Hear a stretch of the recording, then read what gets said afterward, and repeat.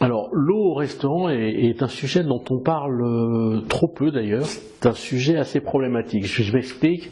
Quand un serveur ou une serveuse nous dit « vous boirez quoi ?», la plupart du temps, les gens disent une carafe d'eau. Et je pense qu'il ne faut pas poser la question, il faut vendre de l'eau. Et non pas une carafe d'eau, puisque par définition, une carafe d'eau est gratuite. Alors, qu'est-ce qui se passe? Aujourd'hui, vous avez, par exemple, aux États-Unis, un process qui est très simple, qui consiste à vous amener systématiquement, dès que vous êtes arrivé, un verre plein de glaçons avec de l'eau.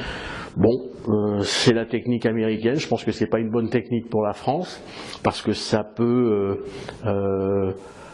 procurer un manque à gagner en chiffre d'affaires, donc autant essayer de vendre autre chose.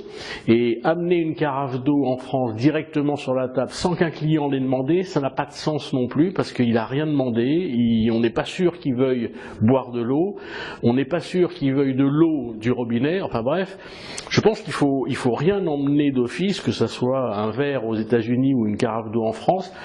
En revanche, il faut peut-être une technique de vente qui consisterait tout simplement à dire plate ou gazeuse. Déjà, on est sur une piste évidemment d'eau minérale.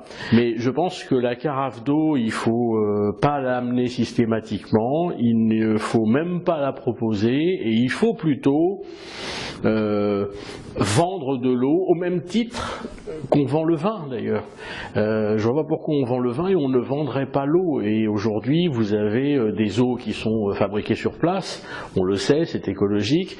On a des eaux minérales de grands groupes type Danone et Nestlé.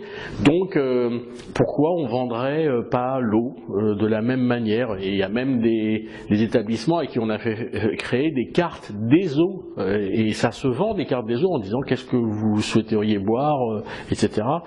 Et je pense que ça c'est très très important, et on est très éloigné de « et vous boirez quoi ?» Et vous boirez quoi? Généralement à cette question-là, qu'est-ce que vous voulez que le consommateur réponde, puisque vous ne suggérez rien?